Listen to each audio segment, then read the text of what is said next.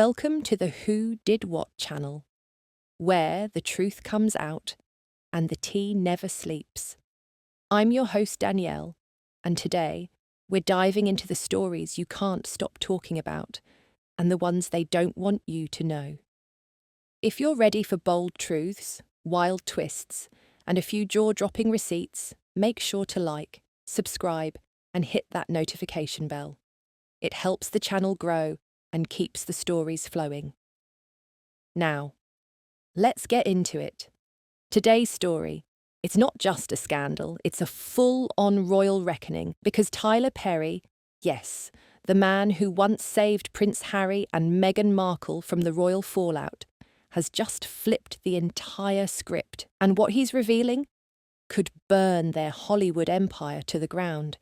You're not going to believe what's been secretly recorded behind the gates of his Beverly Hills estate. Tapes, leaks, lawsuits, betrayal. Let's get into it. Don't forget to like, subscribe, and stay with us until the end, because what you're about to hear might be the final chapter in the Sussex fairy tale. Tyler Perry wasn't just a friend. He was a lifeline, a Hollywood escape hatch. When Harry and Meghan walked away from royal life, Perry opened the doors to his ultra-secure Beverly Hills compound, privacy, comfort, 24/7 security. This wasn't a short stay either. It was a full sanctuary. They lived there with Archie. He later became godfather to Lilibet. And publicly, Meghan sang his praises at every chance. Netflix documentaries, Spotify interviews, podcast episodes, all carefully curated to show Perry as their guardian angel. But what looked like a fairy tale refuge was actually a strategic war room. Sources say Perry wasn't just offering comfort. He was also observing and recording. Behind those walls, there were late-night PR drills, media coaching, carefully scripted rehearsals, and yes, recordings, over 17 hours of them. We're talking about raw, unfiltered conversations, fights over who to blame. Cold strategy talks about how to frame themselves as victims, calculated decisions about which royals to throw under the bus and when. This wasn't storytelling, it was image manufacturing. So, why is this all coming out now? Well, Tyler Perry was recently hit with a staggering $260 million lawsuit by actor Derek Dixon, and suddenly, he wasn't bulletproof anymore. With his empire under fire, Perry started pulling out receipts, and Harry and Meghan. They panicked. Meghan's team went into full cleanup mode, deleting mentions of Perry as Lilibet's godfather, scrubbing Instagram photos, archiving public thank yous. But here's the twist. Perry anticipated the betrayal.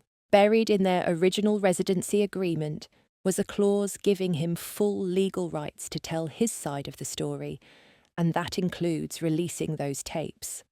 And now, he's starting to. Their reputation before Perry's revelations wasn't spotless.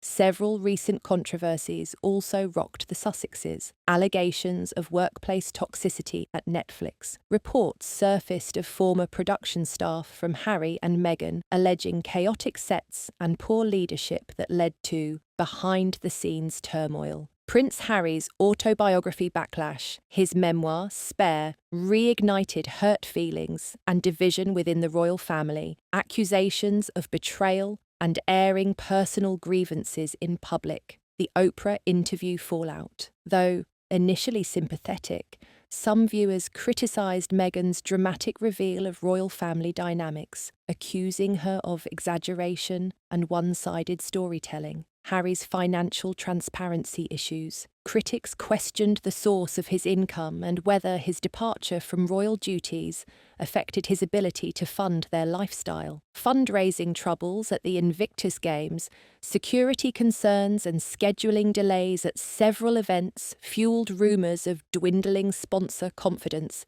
even as VIP support waned. These controversies had already tarnished their image, Now, the Perry tapes threaten to turn skepticism into outright disdain. The first leaked recording allegedly features Meghan discussing strategies to control public sympathy. Another clip reportedly has Harry complaining about Netflix's demands, and that's just the appetizer. Perry is said to have everything: videos, annotated transcripts, private strategy sessions, even dinner conversations. The damage, it's already begun. Netflix, once proud to announce a $100 million deal, is now rumoured to have revised that number closer to 20 million. And even that's in jeopardy.